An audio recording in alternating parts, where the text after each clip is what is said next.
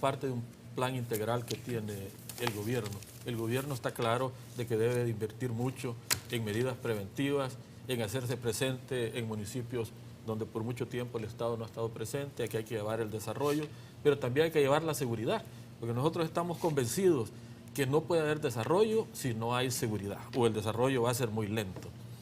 Entonces, quizás FUSADE no ha tenido acceso en este momento, o la persona que emitió ese juicio, de los planes integrales que tiene el gobierno de desarrollo. Ok, vamos al corte. No, antes del corte vamos a ir a la prensa gráfica para saber qué lleva mañana ese importante matutino nacional. Ahí está Claudia Ramírez, subjefa de información de la prensa gráfica. Gusto de saludarte, Claudia. Buenas noches, Nacho. Mañana en la prensa gráfica vamos a llevar bastante información sobre el conflicto que tenemos con Honduras. Como recordarás, ayer se cerraron las fronteras y ahora la situación no se ha normalizado del todo. El país registró unas pérdidas de 1.5 millones por ese cierre que ocurrió ayer y todavía no se han contabilizado los productos perecederos que se arruinaron en ese impasse, ¿no? Debemos recordar que este conflicto inició hace algunos días con la cancelación de Honduras de permitirnos el ingreso de huevos a esa frontera. El Ministerio de Agricultura de El Salvador explicó que el impasse ocurrió cuando nosotros vacunamos algunas aves y el Ministerio hondureño no se dio por enterado, entonces ahí hubo una prohibición. También, Nacho, llevamos información sobre cómo la tragedia de las lluvias ha afectado a los niños. El 40% de las víctimas mortales registradas son menores de 18 años, según el último censo de Protección Civil, y más de 380,000 estudiantes terminaron de forma anormal su periodo escolar.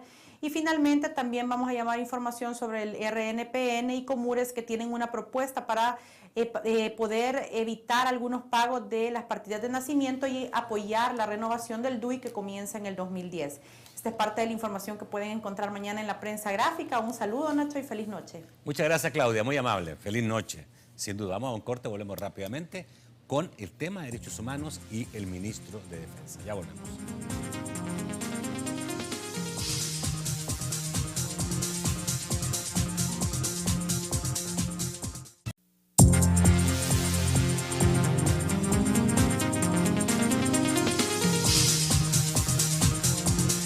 Bueno, sin duda, el 20º aniversario del asesinato de los jesuitas, el que se celebró el lunes pasado, por el cual el gobierno condecoró, el presidente de la República condecoró a los sacerdotes asesinados, trajo nuevamente a la memoria los hechos del pasado, estos hechos que tienen que ver con violaciones a derechos humanos producidas durante la guerra. Tiene que ver también con la apertura del caso jesuita en España, en un tribunal de la Real Audiencia de España, por el cual ya se pidió a El Salvador, a la Corte Suprema de Justicia de El Salvador, que certifique cómo fue el proceso acá.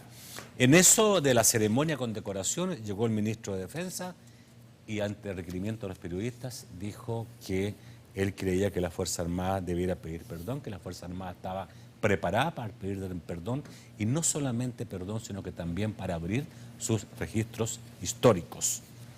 Esto es una decisión pensada o fue de momento? No, Nacho, esta es una decisión pensada. Obviamente es un tema para mí muy difícil. A mí me gustaría hablar de lo que estamos haciendo en la calle y el reconocimiento que estamos teniendo de la gente, pero tampoco este tema lo puedo evadir, no me puedo esconder, tengo que dar la cara. Yo siempre he dicho que la Fuerza Armada tiene gestas gloriosas, pero también hemos cometido errores y los errores hay que reconocerlos.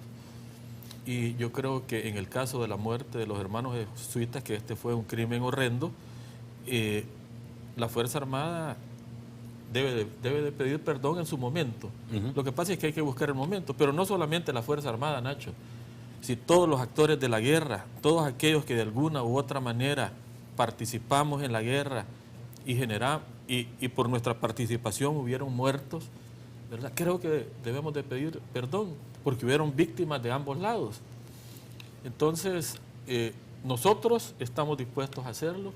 Si los otros no lo hacen, en su momento, y cuando también el gobierno lo decida, lo vamos a hacer, lo podemos hacer inclusive unilateralmente, pero yo creo que es de justicia que todos los actores que se vieron involucrados en el conflicto le pidan perdón al país.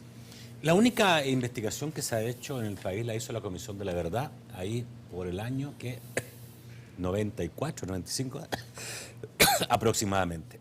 De esa investigación se concluyó que el 70% de las violaciones de derechos humanos habían sido cometidos por las Fuerzas Armadas. ¿Te parece justo? Bueno, mira,